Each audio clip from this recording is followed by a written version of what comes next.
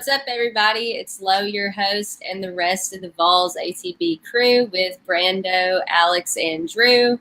Before we get started, just wanted to give a shout out to our official sponsors at Skybox Bar and Grill. Check them out before tomorrow's game at 415 South Gay Street for some ice-cold beer and good food. If you notice the black little blob in the corner, that's a little bit of the reason that we had a delay. We can't get CG working on video, but we can at least hear him. So pleased to welcome Christopher Gabriel back with us again tonight. You can find him on Twitter with the handle at CG Program. CG, how are you tonight? I am doing great. It's great to see the four of you. And yes, the big black blob in the corner. I know that I'm in the gym more, but it does sort of resonate a bit. You know, we have had all kinds of issues out here. It's 106 right now. It's going to be 112 this weekend. I just blame all of that. But I'm glad I can see all of you. And it's exciting that we are less than 24 hours, well, close to 24 hours away, whatever kick is, for football time in Tennessee. I know. This time tomorrow night, I will be in Neyland Stadium. I truly cannot believe it. I'm so excited. God. Let's go around the panel real quick and get everyone's first thoughts just about how exciting it is that it's finally here. It feels like it's been forever. Dear Lord, like I was super excited to finally do a countdown post on Instagram, and it was like 24 hours and not 7 days, 25 days, so on and so on. I mean, I can't believe we're going to be back in Neyland tomorrow. Just saw y'all last week. Now we're all going to be back together minus Alex. But, you know, excited to go out there, tailgate, see the environment, you know, get rowdy. I know that the energy is going to be super, super crazy and kind of a unique experience. Year two, all the renovations that have people buzzing, year two of Josh Heupel as well. I just think it's, all setting up for positive images for Tennessee football, going into a season that's not been used to saying that, besides last year and the uncertainty. So super excited for that. I think this is the game we handle and kind of see what we have for the future. Definitely expect some new names to emerge, but just excited to go out there and play football. It should be a good, easy win. Yeah, I mean, guys, it seems surreal that tomorrow we'll all be, except for Alex and CG, of course, that we will be at Neyland Stadium, cheering on the Vols, seeing an absolute ass kicking they're going to deliver to Ball State. After months and months of talks, like it's finally happening. There's no other words to describe, and I'm pumped. I'm fired up. This is the most excited I've been for a football season in quite a long time. And I think we're going to see something very special this season. I really do. Except for the Florida game, of course. Oh my God. Really, bro? Like, we're not even. Wait, we just started. Chill out. Golly. And also, y'all all had to take a shot, but Alex ain't gonna be there. I know I'm not gonna be there. Okay, give me a break. But anyways, yeah, my appearance in Neyland Stadium is delayed a little bit, but like we was talking before the show, we've been talking all off season, like when football season gets here. But now, like, the game's tomorrow. It still feels so surreal that we actually get to watch Tennessee play tomorrow. There's a big old spread, and I honestly think. I'm going to just go ahead and say I think Tennessee covers it. I think Ball State gets a high name whooping. They did release a nice video, a nice little uniform drop, but hate to say it, they're going to get their high name beat. CG, you got anything? Yeah, I wasn't sure if I was going to wait for you, but I'm right there with all of you. There's a couple of things on my mind. There's a certain symmetry or a parallel going on with the renovations in Neyland, and let's call it the renovation of the program. We're seeing all of these cosmetic things inside of Neyland. We've seen some little bits and pieces over the last few years on the outside, and we're seeing the same thing on the field with this team, with this program under Josh Heupel. And there's so much anticipation. In previous years, I think all of us would be looking at this game, and we'd all have a certain amount of trepidation. We'd all be like, kind of that BYU, well, Georgia State for that matter. We all have that feeling of, well, let's just hope that they can, do what they're supposed to do. I think under this coaching staff, these players, year two now, I expect to see this team cover. I expect to see this team do some amazing things. I agree with Drew there. I think that what we're looking at is a team that's hungry. And I also feel that, you look around on some of the major sports sites, and Tennessee hasn't had a lot of ink. And you know what? That's okay. Josh Heupel has quietly been building this thing, getting this thing going, and I think he likes it that way. What I don't think, ladies and gentlemen, what I don't think we're going to see anymore is anybody on this Vols team or in this Vols football program with the attitude that we've seen in previous years of, we like being disrespected. We like a bit, you know what? Screw that. Let's go out there and act like Tennessee Volunteers football, where we expect to win. We do win.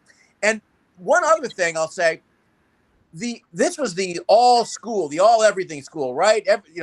More points than any other SEC school this year with all the other programs. Well, normally it's football that leads the way for everybody else.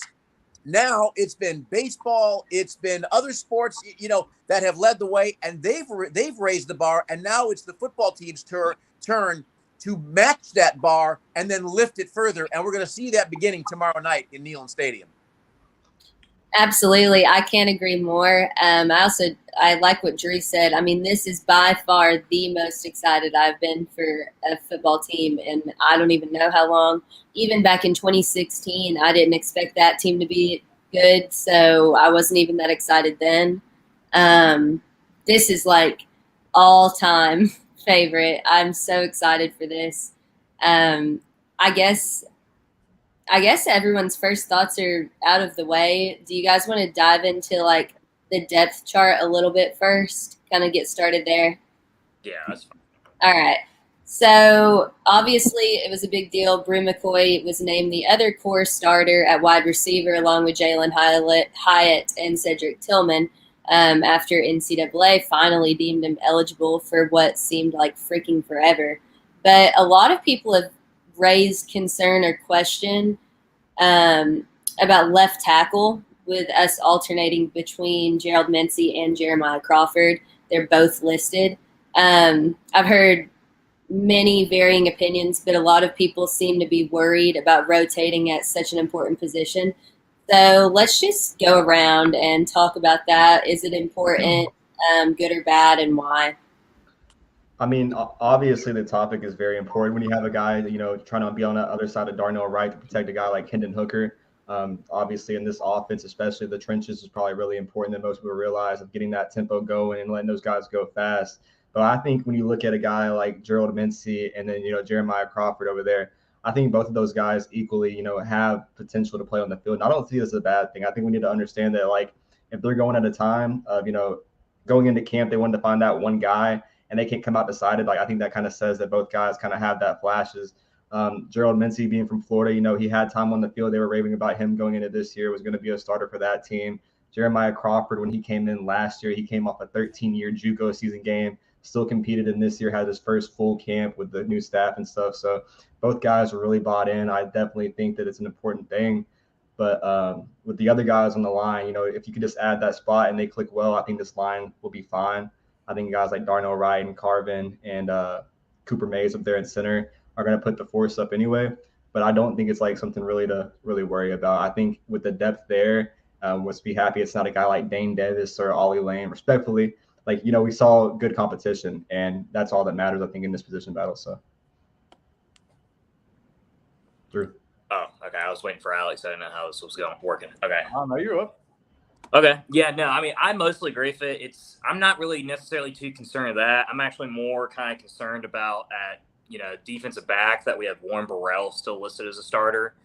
No disrespect, of course. But I was hoping that we would maybe at least get either a solidified starter over there with Kamal Haddon or Christian Charles. And I know they're both listed as co-starters at the second spot at cornerback. But, Gerald Mincy having, SEC experience, he knows what it's like to play in that type of conference. And Jeremiah Crawford, has had a lot of praise out of JUCO. I'm not necessarily too worried about it, especially when you have Darnell Wright and Cooper Mays over there and Jerome Carvin, who's I think is one of the best centers in the country. I think we're going to be all right. And week one is one of those weeks where you kind of play everyone a little bit, see what everyone looks like during game time, and then you can really decide on a really important week 2 against Pittsburgh on who should be at that starting position. So I wouldn't read too much into it, just like how I wouldn't read too much that Rue McCoy and Walker Merrill are both co-listed as starters. I think they're both going to get playing time.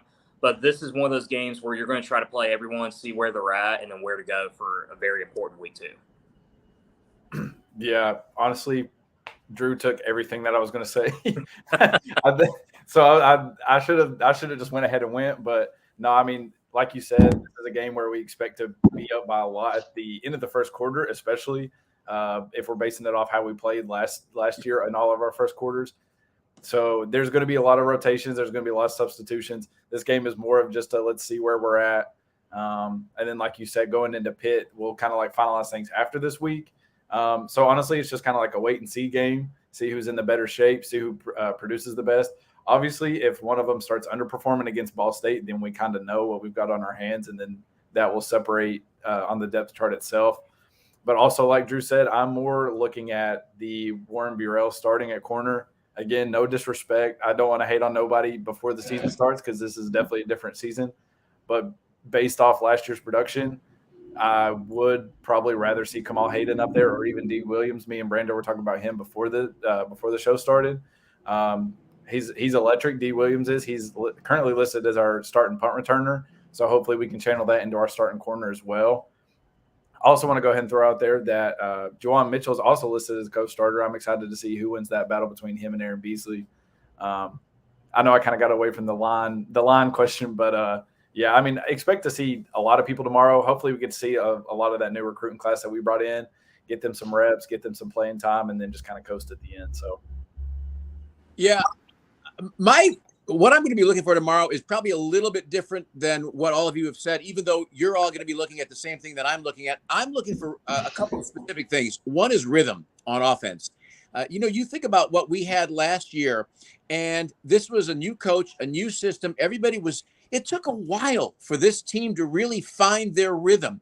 You think back to that Pitt game, and nobody's making excuses. Pitt got the win, and so be it. You are what your record says you are. But when you get down to the nitty-gritty, all of us know that you look at 2 or 3 or 4 deep balls that if that rhythm was there, if they would have felt as comfortable in the system, it is highly likely the Vols win that game. And we saw elements of that throughout the year. So tomorrow, I want to see what is it going to look like with Brew McCoy, Cedric Tillman, and Jalen Wright. I mean, Jalen Hyatt, excuse me. How is it? What's going to be their rotation? Where are they going to work in Jabari Small? What kind of a run-pass percentages they're going to be? Is Josh Heupel going to be looking for the pass to set up the run? Is he going to be looking for the run to set up the pass? Those are some of the things I'm looking for. I want to see the timing with receivers as well, because we all know what Hendon Hooker can do. He now has so many more reps under his belt. I mean, he wasn't even starting last year. Now it's almost like we're going to see a different offense, even though it's the same one, although I'm expecting it to be better. I want to see what the line looks like. More for what's going to happen against Pitt, because Pitt really gets to the quarterback. They really live in the backfield. And so I want to see how they perform. Are they going to be able to protect Hendon Hooker? Is Hendon going to be more mobile? Is he going to look to be more mobile? I mean, I think we all watched him last year where sometimes we would say, go, take off. And he would stay in the pocket maybe a little longer, and then he would go, and he would usually make something exciting happen. So those are the combinations of things that I'm looking for. Also, guys and Lo, I don't want to just say guys. I just, it feels disrespectful to Lo. I want to see what kind of intensity they bring. Because, and again, I feel like with the years that we have all suffered through with this program, there's been a lack of intensity in a game like this. I am not expecting to see that at all. I am expecting to see this team coming out and ready to spit glass and blow fire. I think that if they can have it their way, they're going to be up 4 scores by the end of the first quarter, a la Missouri. So that's kind of what I'm looking for tomorrow night. Yeah, I mean, sorry. Yeah, I was going to jump in real quick. Okay, go ahead. Unless you have something else. You can go ahead. There you go. All right. I mean, in terms of the left tackle, everyone was saying that was such an issue, not here, but just on Twitter and stuff. I think it's probably a good thing that we have 2 guys that are so equally performing, because I don't think it's a battle of who's worse. I think it's a battle of who's better. which people need to keep in mind.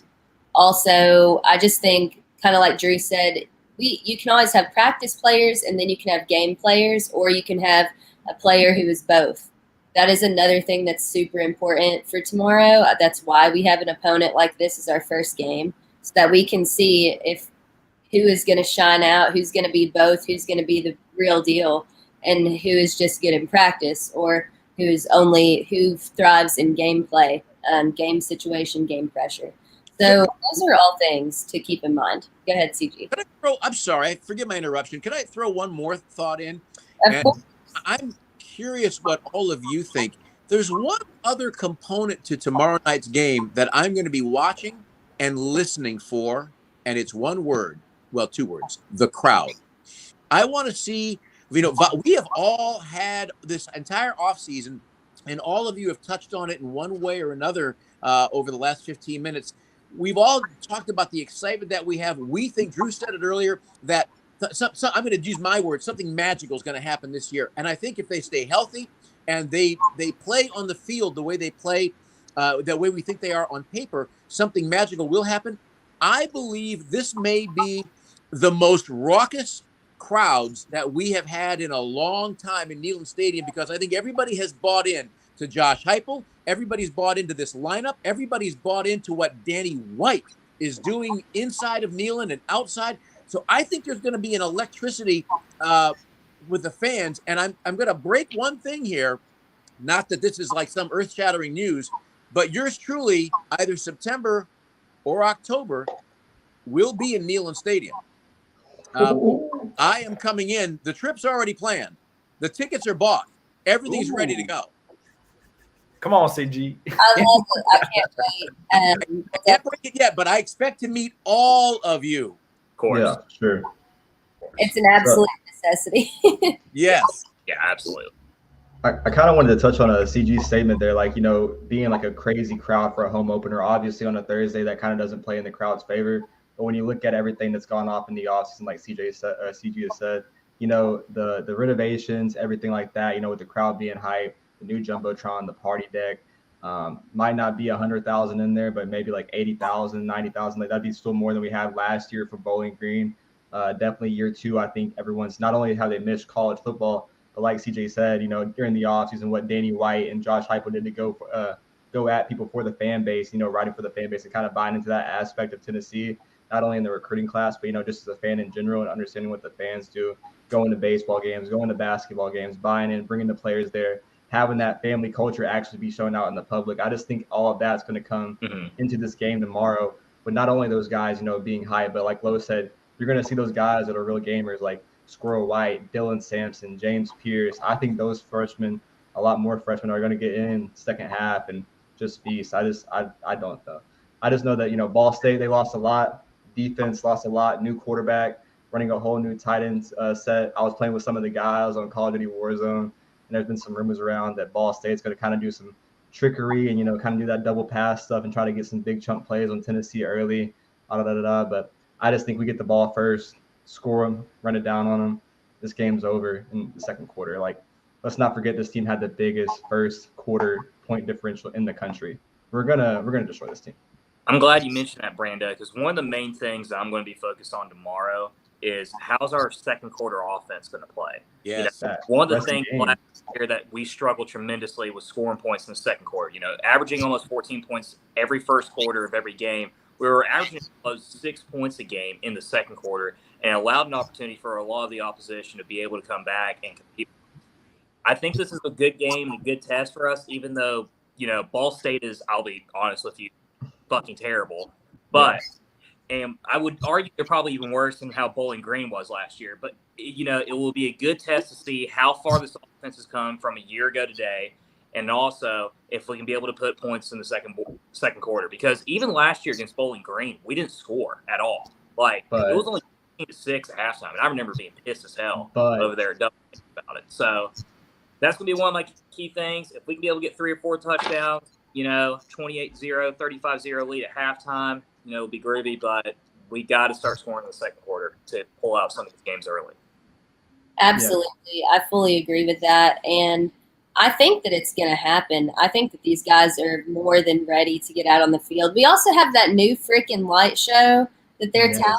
In terms of the crowd, though, I will say I am a little bit concerned. Like some of my patients today were talking about how parking passes are now electronic and all of this crazy stuff. And I feel like there might be a little bit of technical difficulty there and a little bit of error tomorrow trying to get down there in time. Like I'm trying to leave work by 5, but traffic and everything, I don't even know if I'll see kickoff by the time this gets settled. So it's just kind of like I hope enough people make it in time, but hopefully it won't be such a shit show. But I'm kind of feeling like it's gonna be. That ball walks at 4:15. Y'all better get down to the circle. Impossible for me. I guess it's like just a weird throw. Drew said, because I agree with him, and we all the second quarter issue. I was having a conversation with a pretty good football mind yesterday, and we had this idea.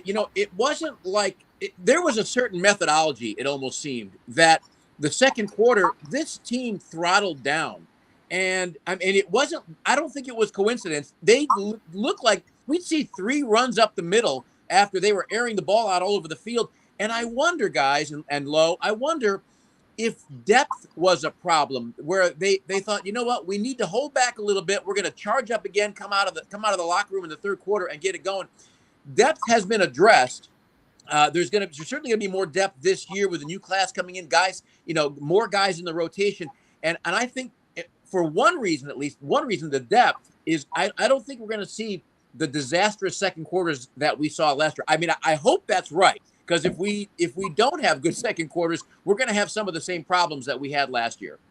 No, I definitely think there's some good signs to point to that. I kind of look at the quotes from the offseason. You already knew, early in the offseason when it happened that this is only 25% of Josh Heupel's playbook of what he's going to open up on the field. I wonder how that kind of, goes into that. And, Alex Golesh last week talking about, hey, we know teams are, studying what we did last year. But guess what? We have a whole new plan of being able to defend those defenses of what people are going to do to us. And kind of throw that out there. And I think that not only helps, original game plans, but definitely, scoring in the second, third, and fourth quarter. Because I know what Drew's talking about when he talks about those differentials. That tweet from Billy Stats, I don't know the exact numbers, but like the big 3 compared to like Kentucky, South Carolina, Vanderbilt, and everyone else, like the point differentials from first quarter to second quarter to what other teams did on us the rest of the game. It's just, it definitely is what killed us, not only with the bad decisions that we made from still being in the game, but that point differential, like you got to score points. When you're known for scoring points, you got to score points. So I definitely think that needs to be fixed. But all signs kind of do point to that good vibes.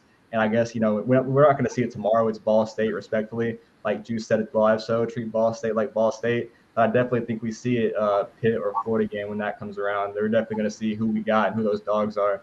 And, last year we had 3 to 4 guys at every position that, we kind of depended on. Josh Heupel said this year he's going to open up the roster and have, 5 to 6 guys at positions that – we're not used to seeing. So I definitely think there's a lot on the field.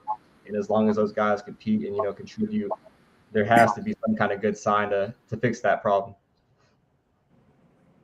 Wait, I will say, speaking about the roster, we did have a question from one of our listeners on Twitter from B. Chabot asking who is our favorite player on this team. I didn't know if y'all wanted to hit that now or it kind of did go into our last question, but we just kind of kept going. Sorry, I probably should have said something, but if y'all want to take over with that one. Oh, you're good. I'm good with answer. We can go around and answer that. Brando? Cameron Miller, my boy, incoming freshman, switched from wide receiver to free safety, all-around athlete from Memphis.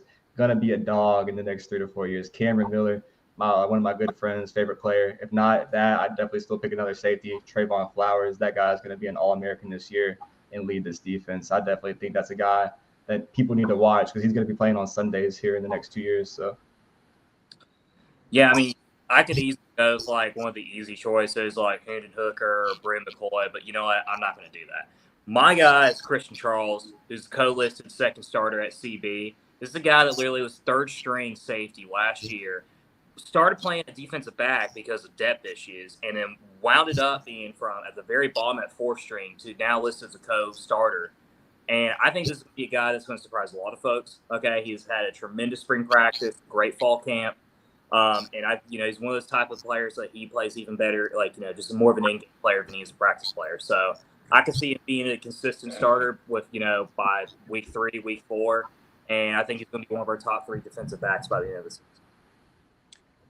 I am going to go standard here, and I'm going to go with Jalen Hyatt because there's a certain magic to him when he plays.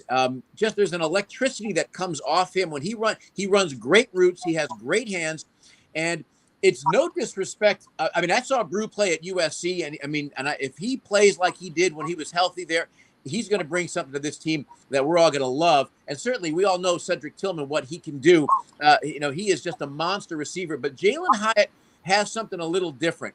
There's just something a little different about him. I'm not going to call him a Percy Harvin because Harvin was a little bit of a different guy. But he has that sort of what am I looking for here? That certain explosibility, let's call it that at any given moment, he's going to take it 75 and go.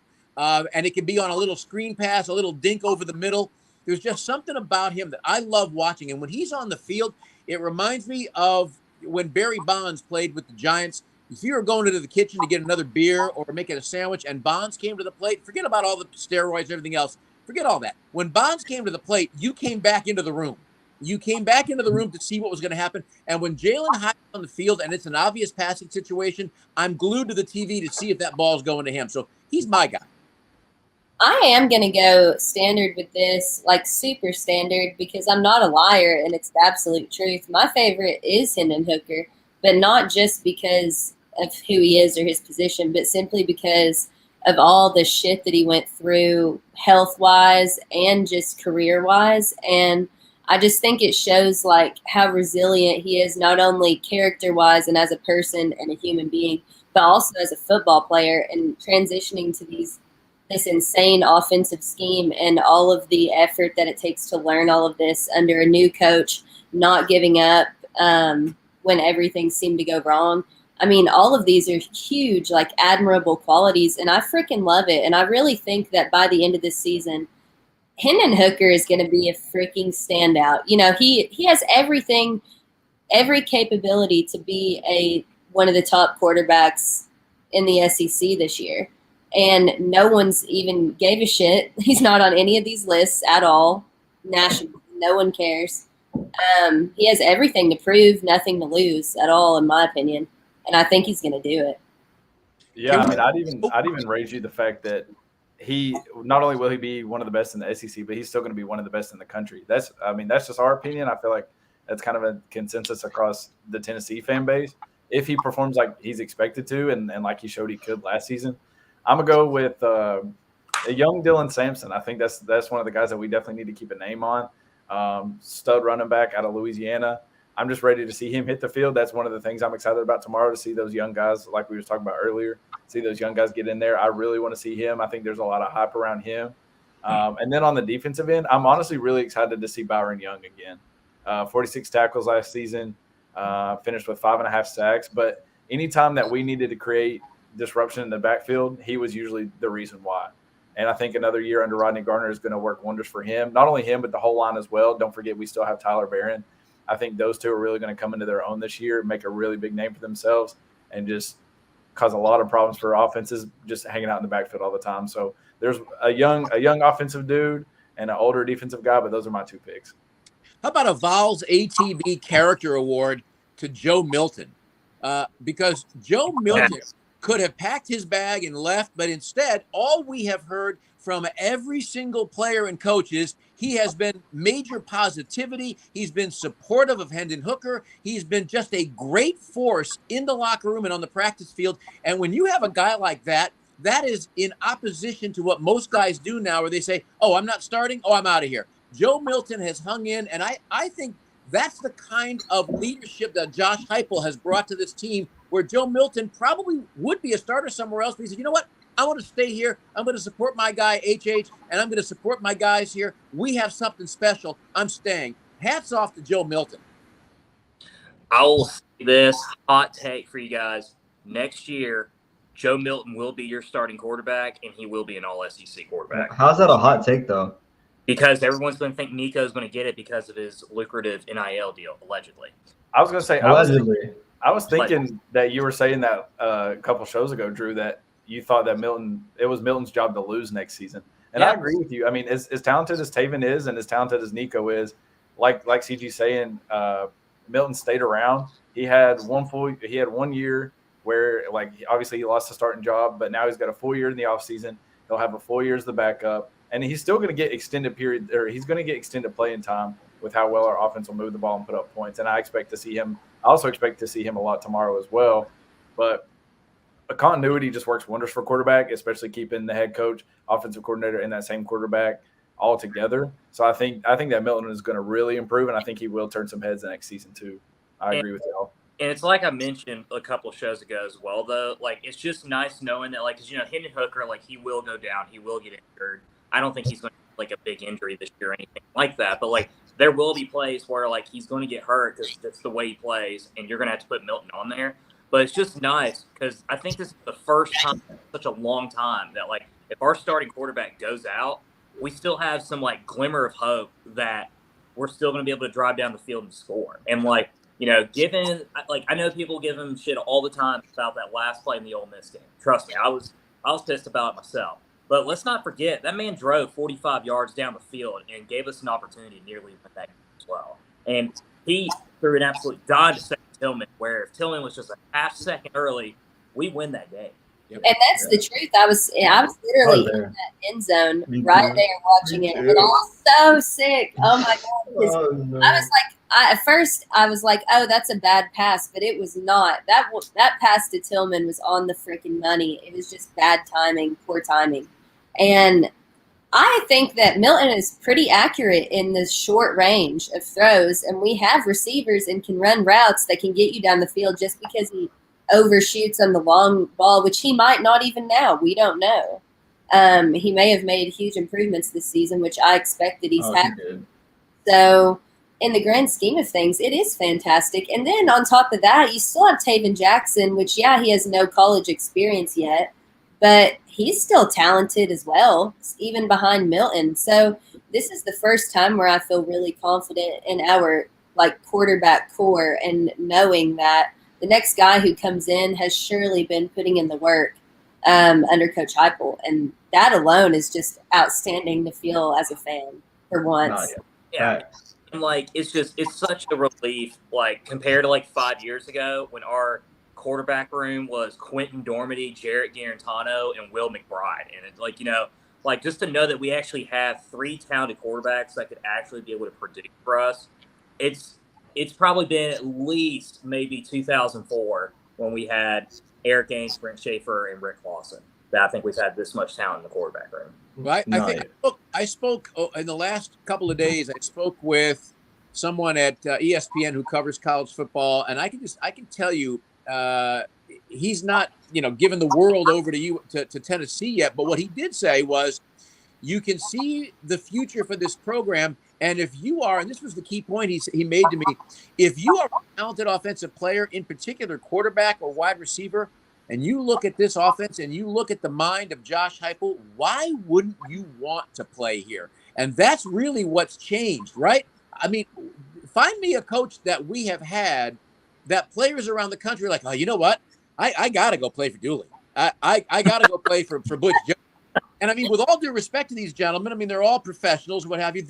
None of them had or have the offensive mind, the offensive system, and the ability to motivate and recruit that Josh Heupel has. And I think we're just seeing, we're not even at the tip of the iceberg yet. We're just kind of finding our way with our picks going up the iceberg. This is going to be Tennessee is going to be a destination again.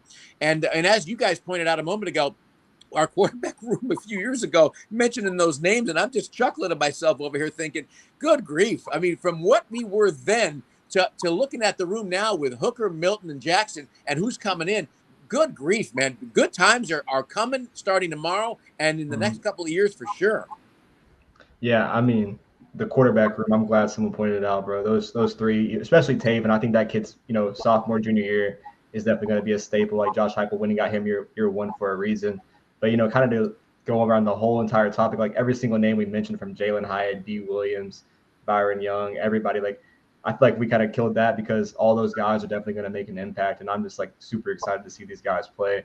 It's been so long. Not only you got the quarterback, but every position as well. You kind of look at the edge and like the corners coming back and kind of having that confidence. So absolutely. I want to kind of, I think all of this is great, but I kind of want to go around and get everyone's score predictions for tomorrow. I want to hear score predictions, and I want to hear like who you think will be on either side of the ball, like the best performer tomorrow, who we think that we'll see the best like overall performance. all right. I'm going to say Tennessee goes out here and wins this game 53-17. I think Tennessee's up like 31-0 at halftime, probably 38-0 at halftime, puts up a crazy amount of points, but then kind of puts in those second-year, third-year guys. I think offensively, I look at a guy like we obviously mentioned Joe Milton, but definitely the guy to watch, Dylan Sampson. Everyone's going to be obviously watching Brew McCoy. My guy is probably still Dylan Sampson just because all the hype and, how that running back room is looking. Only 4 scholarship players in the SEC. That's kind of worrisome. But defensively, I'll obviously look at a guy like Juwan Mitchell. We're going to get out of year 2. Last year didn't get a lot from him. Year 2, want to see what he can do coming off an injury. And then also another guy like, the transfers, Wesley Walker and Andre Turrentine. Those guys, they didn't make an impact to kind of help that defensive backfield. So some names to kind of watch there. That'd be mine. Yeah, I'm not going to lie. If we allow 17 points to Ball State, to a quarterback that has never thrown a touchdown in his career, I am going to be pissed. Like, Fair get furious, Powell pissed off, Maynardville mad, Aloka angry, you call it, all right? I'm going to be furious. I don't think this defense is going to even allow 10 points, much less 17, even if it is our third string or fourth string out there. One guy that I think I'm going to look for, who I think is going to have a great game, is Jeremy Banks. I think he's going to wind up being much more disciplined. I think he's worked on that all offseason, and he was one of the key guys on our defense last year, and probably would have had a different couple turnouts in games had he just had more self-discipline, and not call us 15, 30-yard penalties every single game. So I think he's going to get 12 or 13 tackles in there, maybe a fumble. Who knows, maybe even an interception. He's gotten a couple of those, but I got the Vols 49-3. If we allow a touchdown on this team, that it's unacceptable. Drew, that's kind of wild for how you talk in the offseason. Respectfully, like this man hated our defense all offseason. Is like, oh, they're not going to allow a touchdown. No. We are not. I was getting self-criticism, which was rightful criticism because our defense was a liability last year. We allowed 55% of third down conversions. Okay, we couldn't get off the field. And we allowed a walk-on quarterback from Purdue, who probably just got finished with engineering class the day before, throw 55,000 yards against us in the Music City Bowl. So I think my criticism of the defense is very reasonable. But even then, Jeremy Banks was still probably the best player we had on defense last year. So it's not crazy to think that I think they're only going to allow 3 points on this team because we only allowed 6 to Bowling Green, and Bowling Green's better than this awful Ball State team. I mean, not to go nega ball the day before game day, but Drew, like what changed? Like I'm going to use your take. What changed with this defense in the offseason? Like besides, Andre Turrentine and Wesley Walker, what changed with the D-line and, linebacker position? All offseason we were worried. What changed? There's more talent on the defensive line than there was last year with James Pierce and Joshua Josephs and even Tyree West, who's probably going to get a couple reps, in tomorrow. But there's more depth than there was last year, okay? We have Juwan Mitchell finally being back after him being gone, and I think he's going to add another element. And, when you look at the secondary of Kamal Haddon and Christian Charles and even Trayvon Flowers, it gives me more confidence because these are experienced guys. I'm still not happy about Warren Burrell being starter, but maybe, who knows, maybe he's a completely different player than he was last December. But this is Ball State we're talking about, guys. Like, this Ball State team is terrible. They had 3 guys that combined for 1,200 yards of rushing and only averaged 3 yards a carry and 4 yards per. If we allow a touchdown to the team, it's unacceptable. Like, just beyond unacceptable. Yeah, I mean, I just wanted to ag you on. I know. I think these freshmen, get 10 to 15 plays. I knew that would trigger Drew, bro. Like Ball State game week 1, there was nothing perfect timing. So Alex or CG. Go ahead, CG. Okay, thanks, guys. This team, Ball State last year, they were 6-7. They couldn't stop anybody and they couldn't score. That's a problem. And you look at their schedule last year, and there's just really nobody on their schedule, by and large, that they face, that they're going to deal with the kind of talent that Tennessee's going to throw at them tomorrow. Offensively, even though I said my favorite guy is Jalen Hyatt, the guy I'm looking for on offense tomorrow is Cedric Tillman. I'm telling you, there isn't a single player in that secondary anywhere that can stop Cedric Tillman. And they know it, and Josh Heupel knows it. And I'm looking for Hendon Hooker to be setting up Tillman early and often. I mean, I am looking for a monster performance from him. Defensively, you kind of stole my thunder a little bit with Jeremy Banks, so I'm going to go with someone that maybe no one's necessarily looking at. I'm going to go with Tyler Barron coming in on the outside. I'm looking for a big game from him. He's a junior, he's going to be motivated, and I don't think that side of Ball State's line, looking at what they did last year, can stop him. So he's where I'm going to go there. And my score prediction, I'm really in line with Drew here. I'm going 56-0. I just don't think. Listen, if Ball State gets a score late, I get it. Teams, they want to go home, they want to meet their girlfriends, they want to go out for some ribs, or a sandwich or whatever, and maybe they let up a little bit. But this team should not. How many times do we watch mismatches in week 1 or week 0 in college football where it's 73-0, 65-0, and so on? I really believe that should be this score tomorrow. With the Vols and Ball State. I mean, unless we have wildly overrated the talent on this team, there is no reason, with all due respect to the fine folks from Indiana, there's no reason the Vols should give up a single point to this team. Facts. So I guess now would be a good time to I wanted to kind of review everybody's score from the live show. We had Lowe at 59-10. Brando at 59-10, Drew at 49-10, and me at 49-14. Great. Mine didn't change crazy. 53-17. That's I was gonna say so we all took less, or we took more points away from Ball State, which I'm fine with that because I'm also gonna bump mine up 56-10. I'm gonna say we get another touchdown and take one from them, give them maybe like a little cheap field goal because they got lucky. But yeah, CG, like you said, they really could not stop a single soul. They gave up 28 points per game last season. Rushing, they gave up 131 rushing first downs, 176 yards on the ground, 140 passing first downs, and 243 yards through the air. Does not look good for them in terms of matchup. So it's kind of hard to pick who's going to perform best in this game because we're going to see so many people so often. But I do think I'm also going to steal your thunder again, CG. I think that Jalen Hyatt's the performer of the day. Okay. I think he takes the top off the defense a couple times and gets 2 deep balls. Probably scores like 2 touchdowns, probably finishes with just under or just over 100 yards. And then that's kind of the end of his day. But, I mean, I think like y'all said, it's going to be a collective game. Everybody, we're going to control every facet of this game and just kind of walk away at the end with our heads held high heading into the Pitt game. So, absolutely. So y'all pretty much took all of my players. I was going to say Banks because I really think that he did, even with all of his out of control mistakes last year, he still played phenomenal given the circumstances. So there was only a massive room of improvement for him to make in the offseason as far as decision making. So I look to see him be a standout tomorrow and just in general this season. I really like that you brought up those scores because if anyone forgot, this is going to be a weekly thing because we have that big punishment for the loser at the end of the season. But I love my score for a few reasons. One, I think that we're going to probably either late in the game or something give up some stupid touchdown just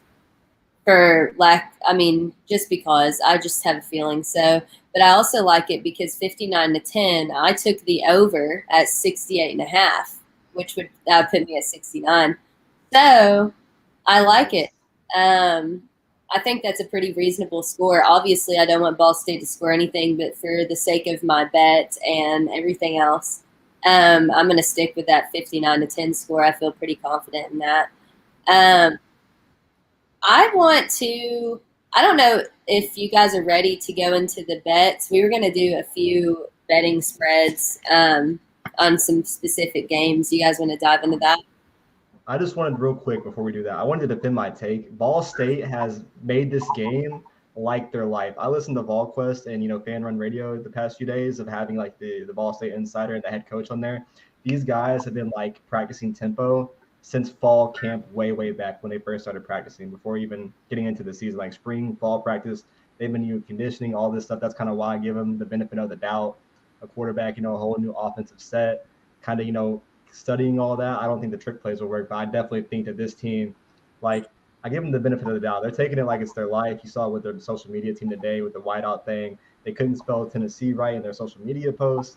I just think like all signs point to this team coming to play. So, can I follow up with Brando what he just said?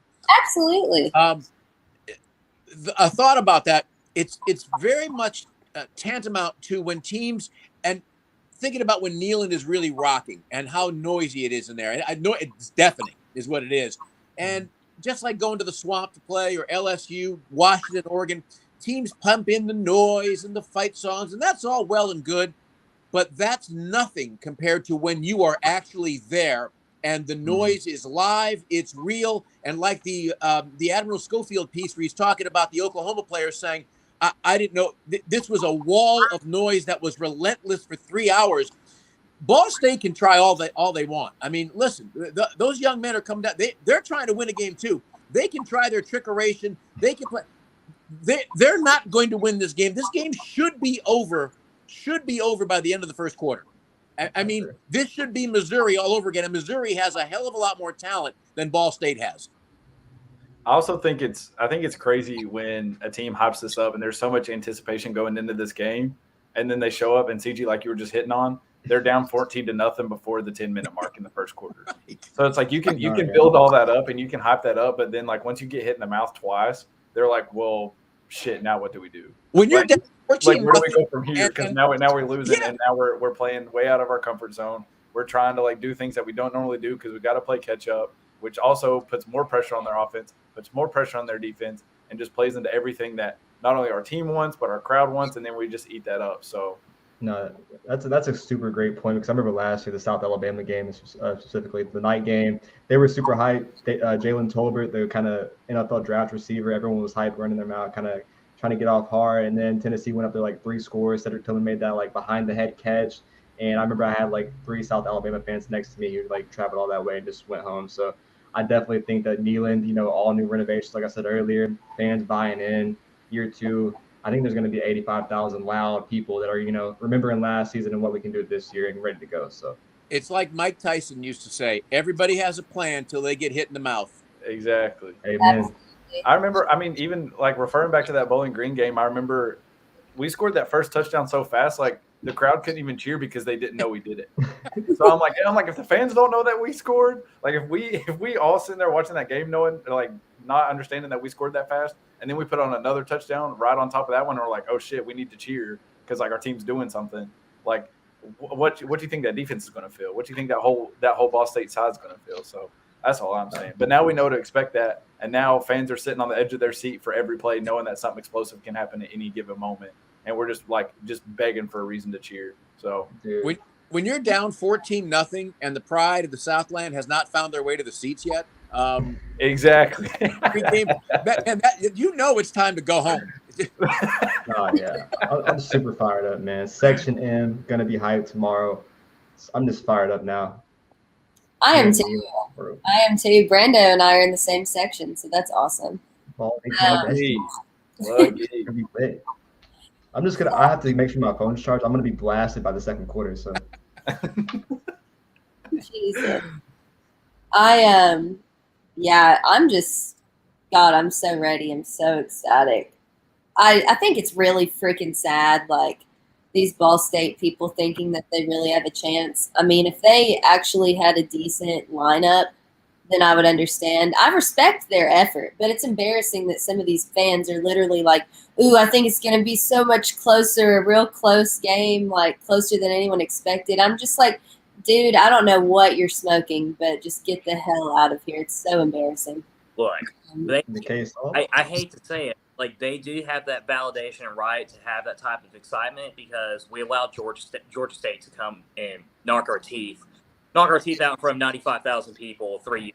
So because of Pruitt and, his stupid face and, his redneck break, it's allowed these like small programs to think that they have a chance against us, which Ball State won't, but it's valid for them to have that excitement. And not to mention, it's a season opener. I mean, like, if you're not excited about your team, like first game of the season, then you shouldn't be coming. I mean, you should not be coming.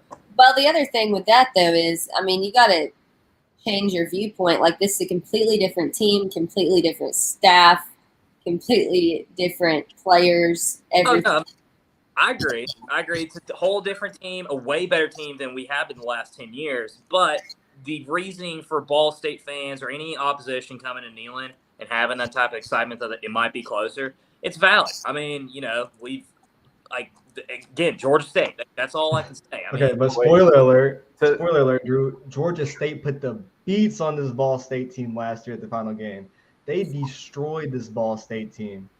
Okay, did you realize that Georgia State team that beat us in 2019, they finished the season before 2-10. So, like, Drew. We have a game tomorrow. We're not talking about. You got to remember that Tennessee team. Also, their defensive line lined up 5 yards off the line of scrimmage, and like 3 defensive linemen stacked on top of each other. So literally, as long as our defensive line lines up on the line of scrimmage, like, their reasoning for being excited is valid. We're still going to win by 7 touchdowns. I don't know why. Can we do some point spreads? I want to do the spreads. Can we go to the spreads? Yeah, we're going to the spreads. We're rolling on. I am sorry. Yeah, I know. So I'm going to let CG go first on these. Now, I'm sure these have adjusted some since I last saw them, but we picked 5 games that we really liked and are excited to see the matchups. So the first one on the list is West Virginia and Pittsburgh. So what I had is, well, at the time, the spread was at -6.5 for Pitt, -285 for Pitt money line, and the over-under was set at 51.5. So CG, keeping in mind that you can't just pick like the overall favorite, you can't take the money line unless you're picking an upset. Then what would you say? What would you be comfortable with in that game? Well, are you talking about which of those 3 that you just gave me, which I would be comfortable with? Yeah, but if you're going to say money line, the only way you can choose money line on like a true thing would be an upset. So basically, would you feel comfortable betting the spread or the over under? Yeah, I would be comfortable with the points. And the interesting thing about this game that is just now getting a little bit more mention is that you have a battle of 2 USC quarterbacks. You've got JT on one side, and you've got Keaton Slovis on the other. Keaton, of course, now of pep rally fame. If you saw the video of that, yeah. Oh my gosh, way to go, Keaton! Bravo, young man. But yeah, I would take Pittsburgh to cover on this. I mean, this is a pretty good matchup, but I don't think West Virginia has the horses to stop them, and I think that Pittsburgh is just going to have an ability to put enough points on the board. I don't know that I would ever touch the over/under on this. That one makes me a little nervous. But the points, 6.5, you said? Yeah, I would take Pittsburgh with that. Absolutely. Yeah, CG, to kind of touch on the first thing you said, that Keaton Slovis clip that emerged last night around midnight Central Time was really wild. I know the rivalry's kind of there, but the back of my mind, knowing like how we lost to Pitt last year and Josh Heupel's, kind of passed with Pittsburgh, I was kind of like praying, like saying, like, I wish this guy would say that going into game day against Tennessee, even though like with Ball Nation on Twitter and stuff. That was just kind of wild. I know that's going to be a game that I'm not going to be able to watch, but when I get home, I'm going to watch the highlights, maybe even on the drive home. Pitt and West Virginia in the backyard brawl. I don't know, man. I think that's a really good team. I'm not counting out. Is Neil Brown still the head coach at West Virginia? Yes. Yeah, I mean, he kind of lost some recruits last year, but I think overall, like, that program is not a down-and-out program. They had some kind of good flashes last year, but this is a new Pitt team as well. Kind of depends on what kind of defense Pitt shows out year one, using all those kind of super seniors. But I think this Pitt team, the energy coming from their QB1 with Keaton Slavis going out all out like that. I think Pitt, if all the projections are right with where they're at this offseason, I think they get the W. So I'll take Pitt in the points. You know, I'm gonna disagree with both you guys. So the spread's actually gone up to 8 points as Pitt being the favorite.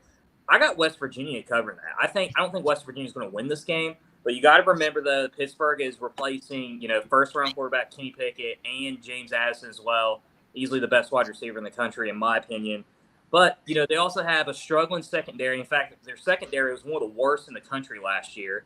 And I feel like Hendon Hooker kind of showed that as well, even the 3 quarters they played. And not to mention, we got to keep on, we got to remind ourselves, JT Daniels is West Virginia's quarterback. And I think JT Daniels is a very underrated QB. I think he was the best quarterback talent-wise for Georgia last year. And, I think, I don't know if they're going to win this game, but I think it will be below 6 points, and I think West Virginia is going to cover. Well, I actually took Pitt to cover that 6.5 again. I didn't know the line had changed, and I also forgot that JT Daniels was at West Virginia now. But Pitt's at home, and I feel like to ask them to win by a touchdown is not asking too much of them. I think that they do have enough to get it done. But also, I kind of trust more in their defensive line and their linebacking core to get at least enough stops on West Virginia to get them that 7-point spread. So I take Pitt to cover. Yeah, so if it's I actually like Drew's thing. I could see Pitt kind of slipping up here. I didn't really feel comfortable with the spread at 6.5, but now that it's jumped up to 8, I am kind of like, I'll switch it up. So I'll go West Virginia is going to cover that 8-point spread. I think it'll be probably closer than people think just because it's the first game, and I could see Pitt kind of screwing up there. So next game, Utah and Florida. So when I looked at this, Drew, do you have the updated odds? Last I saw, I just put my parlay in today. Utah was 2.5-point favorites, and the over/under was 51. Okay, so that's what I have. So that's not changed much at all since the lines were set. So yeah, Utah, Florida, CG, what do you got? CG. I don't know if he's here anymore. I'll be gone. He's done. All right, Brandon. All right. I guess, I'm going to take the over with Utah. Call me crazy. I know this is in the swamp, right? I know Utah has that crazy elevation they play on, and Utah coming down all the way to Florida to play in Florida. I just think that this Utah team didn't lose that much from last year playing in the Rose Bowl. This is a very impressive team. Kind of shocked the world last year. I think, Billy Napier has a strong test of playing his first game in the SEC. Trying to, build Anthony Richardson in that offense, game one against a strong top 10 opponent is going to be crazy. I just think that even though the environment will be wild, Utah played in that crazy environment last year. I don't think it'll be a problem for them. So I'm going to take Utah over with the points, and I think they get the upset. Yeah, I definitely couldn't disagree with you anymore. Over under 51, I think it's going to be the under. Florida has a lot of depth issues, especially at wide receiver. I think a combination of their top 5 wide receivers have only played 6 games last year. Brand new, offensive system, new offensive coordinator, Anthony Richardson at quarterback, and they've already lost their 2 backups as well, potentially for 6 to 8 weeks. So now they have their only Anthony Richardson and a true freshman. But, Utah has really struggled at the start of the season last year. In fact, they started off the season 1-2 with losses to San Diego State and BYU.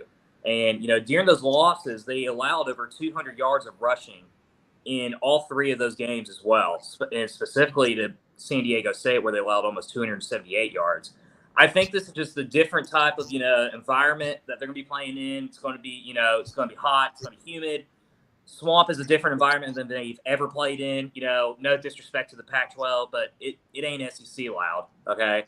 And I just think it's going to be a really tough, hard-fought matchup. I think Utah wins this game, but I'm looking at maybe like a 24-20. I think it's going to be very close. So I took the easy way out, and I just said Utah covers that -2.5 because really all you're doing is asking Utah to win the game. Most football games, y'all know, aren't decided by like 1 and 2 points. They'd like you at least get up by a field goal. So I went ahead and took that just because I feel like that was like the safest bet. Like Brando was saying, Utah returns a lot, but Florida just doesn't. There's so many question marks around Florida, not only with just their depth chart, but also their head coaching staff. Billy Napier, like you said, Drew's never coached in the SEC before. But so there's too much that I'm wondering about Florida. Granted, they could come up and show out and play one of the best games of the season already and maybe even upset Utah. But, like, to me, that just doesn't seem like it's or not possible, but probable. I think Utah comes in and at least wins by a field goal. So I'll take Utah -2.5. All right. I went bold, and I went Utah money line. I think Florida is going to be garbage in this game, probably embarrassing. They might even block each other like they did a few years back, which would be hilarious. I think it's going to be trash. Utah wins, probably by. If you really wanted to get interesting, I think you could do an alt spread of upwards of 4 or 4.5 Utah. So I like that one. I guess CG has since disappeared.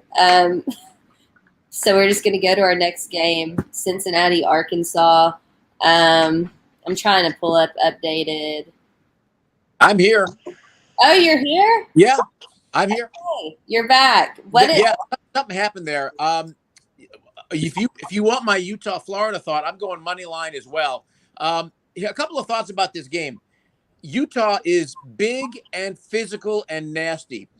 They have a tremendous running game and they have a great defensive line. The problem with Utah in the last 10 road games, teams that finished with a winning record, Utah is 2-8. Utah last year, they had no good road wins except for maybe the Pac-12 championship game. They lost at BYU. They lost at San Diego State. They lost at Oregon State. They just can't beat anybody good, or they haven't had a history of beating anybody on the road that's really good. I'm going to disagree with Drew. I think Drew said, I agree with Drew that there's really nothing in the Pac-12 noise-wise that is similar to the SEC. Well, that's not entirely true, because I've been to Washington and I've been to Oregon, and I'm here to tell you the decibels with the game that I was at Washington hit 130. So I'm just telling you, that giant steel cantilever that Utah has played there and done well. Utah has played at Oregon. Oregon is absolutely deafening. But yeah, the swamp, what makes the swamp different, we all know this, is that heat and that miserable humidity. And it's just nasty. But I still think there's this proclivity to say, well, it's the Florida Gators. This is not Spurrier's Gators. This is not Urban Meyer's Gators. I think Arizona. I think Utah is a hell of a lot better than a lot of the quote unquote experts think. And I think Utah comes in here and I think they can spank Florida. I really do. Absolutely. I like it. And I can't wait to watch it either. But moving on to Cincinnati and Arkansas. So the line is set at -6.5 in favor of Arkansas. Over/under is set at 51.5. Let's roll through these. We've got like this one and two more. Am I going or CG? CG's first. Yeah. Oh, I think Arkansas covers the points here. I do. Cincinnati, they've been kind of a darling the last couple of years, and everybody's loved them. I think the glow is off. I think the talent is a little bit thinner this year. I think Arkansas is going to be a tougher place for Cincinnati to play than they're used to playing. So I'll keep my thoughts brief. I think Arkansas covers here. Yeah, I have to agree with CG there. I think there's so many teams that think they can go into Arkansas and beat Arkansas in their home turf, not knowing how crazy it actually is, not only in basketball, but football. Last year, you saw it with Texas. A few years ago, it was us. This year, it's going to be Cincinnati, I guess. Luke Fickell, he's a hell of a coach. Great team that's going to reload, even though they lost a lot last year. But I just don't think you go into an SEC opponent and win week one. I just don't see it. I think Arkansas covers. So.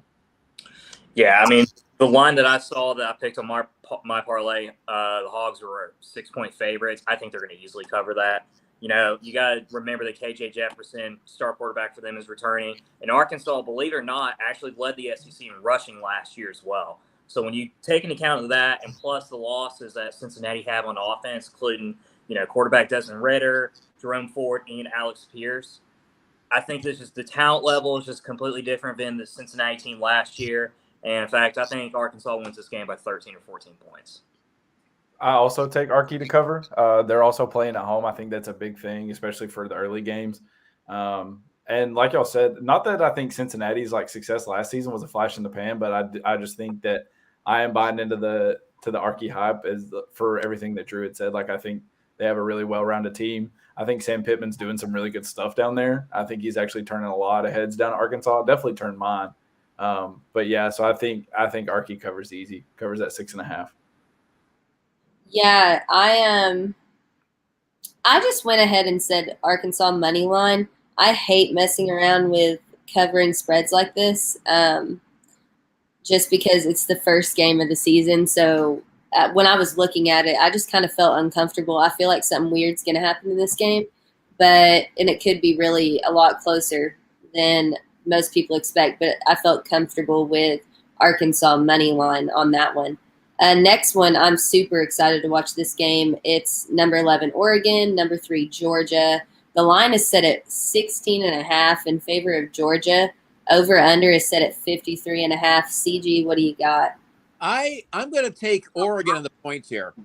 I think that the fact that their staff has been pretty well briefed on what Georgia is able to do is going to have some effect. Oregon will travel; they'll bring a lot of fans to Mercedes-Benz. It's in Mercedes-Benz Stadium, isn't it? Yes. Yeah. I mean, we can make the play that it's in the state of Georgia, it's in Atlanta, but it's still not quite the same thing as playing in Sanford Stadium. Not that Sanford is the hardest place to play in the SEC; it certainly isn't. But I think Oregon's a little bit better. They've got speed, they've got size, and they've got Dan Lanning, and I think they've got enough to keep it close and to make it interesting. I think Georgia wins, but I'm taking Oregon with the points. Yeah, I mean, I think the same. I think Georgia ends up winning this game, but to say that Dan Lanning is going to come in here to his former team, being a defensive coordinator, know what Georgia's probably going to throw out there in a second year with Stetson Bennett. Not going to use a young guy, knows what that offense is probably going to be like after, playing in the Natty. And, I just think that staff over there with Bo Nix and everything, even though it's a year one for a guy kind of playing different, going from SEC defensive coordinator to a Pac-12 head coach, I think he knows a lot about Georgia. And I just don't think that week one that Oregon's going to get embarrassed like that on national television. With all the talent that Georgia lost to the draft, only returning 3 starters, I think, on offense and 7 on the either probably flip-flops. I just don't think that Oregon goes out there and gets embarrassed like that. I think Georgia definitely covers the points. So, yeah, I'm going to throw a little curveball, guys. I'm going to take the over/under, which was at 53 when I picked it this morning. You got to remember Georgia's lost over 5 starters on the defensive side, replacing their entire defensive line pretty much, and they had some issues at linebacker. And one of the things that kind of surprised me is that they struggled a lot on third down, especially against teams like Tennessee and Alabama and even South Carolina. And, Oregon's actually, has like 2 or 3 guys that were on the all Pac-12 conference team from their defensive side. And we have to remember as well, this is the same Oregon team last year that went to Ohio State and pulled off a massive upset. So this is a team that is not afraid to play top talent. And, Dan Lanning had this team circled the moment that he took that job at Oregon. And so, his boys are going to be prepared. And Bo Nix, being an Auburn guy, hates Georgia with a passion. So that he's going to give his absolute all for that as well, for revenge on them. So I don't know if Oregon's going to win this game. I definitely think it's going to be closer than 17.5. And I definitely see it being, an absolute barn burner, like a 36-30. So. I agree. I also think that Oregon covers that 17.5 because everybody wants to knock off the defending national champ. And I think that with as historic as Georgia's defense was last season, and like y'all said, the losses that they've had, I have a hard time seeing that they recreate that same, at least in game one. Maybe on down the line they figure it out, but in game one I feel like Oregon has enough to combat their defense. Again, like y'all said, I don't know that Oregon wins. I think Georgia actually wins by like 7 or 10, but I think Oregon has enough and Georgia's lost enough that they cover that spread. Absolutely. I honestly, people may think I'm crazy for this, but if Georgia isn't careful, this game could very well become way too close. Like, it's almost upset alert for me at this point. If they come in cocky and after all the people they've lost and they don't have a lot of things tightened up from the get-go, it could get really ugly for them fast. So I do think this is upset alert, but I'm not confident in picking that. So I also just picked Oregon to cover that spread. And I would even say an alt spread of as much as like 12, as close as 12, 11, somewhere around there if you really want to get fancy with your odds. Last game, I love this game. I'm excited for this game. It's Florida State, LSU, at LSU. Spread is at 3.5 in favor of Florida State now. So that switched. The over-under is at 51.5, and LSU was favored to, LSU's favored to win, but Florida State's favored to cover the spread. So, CG, what you got? I'm taking the under on this. I think that both teams are going to struggle a little bit offensively against each other. Florida State showed themselves last year to be very, very adept at struggling.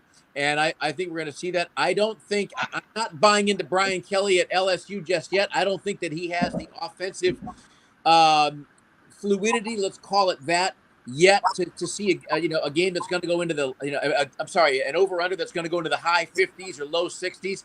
I do think LSU wins this game, but and I think it'll be an interesting game. Certainly, I think LSU maybe wins by 10, but I'm going under here on this game.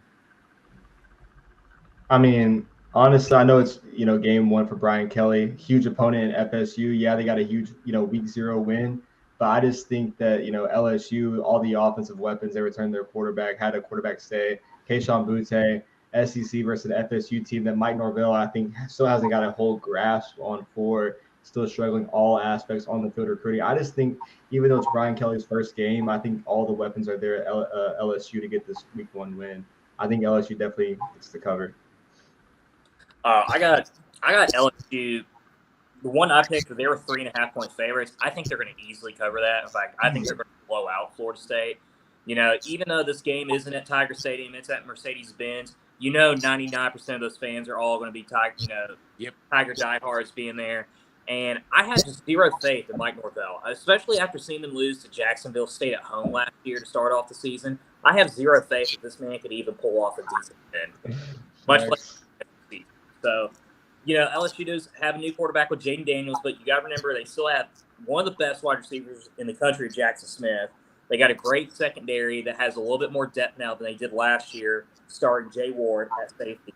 An improved defensive line with B.J. Blujari, and one of their key stars at the defensive edge a couple years ago that missed all last year was Ali Gay, and he's returning as well. So, and I trust Brian Kelly with his, experience and success with the offensive line to improve that offensive line. That was one of the big struggles LSU had last year. So, and he's still, in my opinion, one of the top 5 coaches in college football. Some of y'all might disagree with that, but his track record at Notre Dame backs that statement. I think LSU wins this game by 3 touchdowns. 3? Wow, that's impressive. I think that's kind of reasonable. Crazy. I don't know. I agree. I think LSU does cover the spread. I think they kind of lowball on LSU there. Maybe as in a kind of knee-jerk response to FSU blowing out Duquesne, highly touted Duquesne program, where that poor old boy, what was the number 50, got memed across the whole internet. That was kind of tough. He looked like he's wearing red pajamas, but no, I agree. I think LSU just has enough talent to not only win this game but win it handily. I think they win by like 10 or 14. I don't know about 3 touchdowns, but either way, LSU covers the spread. For the sake of just my gut feeling and just wanting to be different, I think that LSU is going to grossly underestimate Florida State. I'm not a Florida State fan by any means, but they've already had at least a little bit of game experience under their belt. I think LSU will probably come out cocky. I don't even know. I think I picked the upset on this one. I said, screw it. Florida State's going to do something with LSU. I don't give a shit. I just feel like something weird's going to happen. I kind of wanted to go ballsy on this one, so that's what I did. We'll see how it plays out. The only reason I did that too is because I don't have a punishment to deal with on this one. So I like it. And that's going to close us out, guys. I just wanted to thank CG very much for coming on again. It's always a pleasure getting to hear all of your insight, and hopefully we'll get to meet you soon. Listen, the pleasure is mine. I truly love coming on with the four of you. It's a lot of fun. I feel like we're all friends, even though we haven't met in person. But like I said, the tickets are bought September or October. You'll find out probably within the next week. And I'm making this. There's probably people listening going, "Oh, I don't give a damn. Who is this guy anyway? Some West Coast, whatever." But no, I look forward to meeting all of you, and little fist pumps, some hugs in person. Because this is such a pleasure to get a chance to come on with all four of you, and I love the back and forth and the debate and what have you, and it's just it's good Vols talk. So thank you. Anytime you want me to jump on with you, I'm always here. Oh yeah, absolutely. Thank you, CG. So that'll do it for us. We are less than 24 hours away. We'll probably be celebrating a win close to this time tomorrow. So exciting. We've made it, guys. I can't wait. I'm ecstatic, and that'll do it for us. So until then, good night. Go Vols. I'm waving. Bye-bye. Good night. Go Vols. See you, CG. Bye-bye. Bye.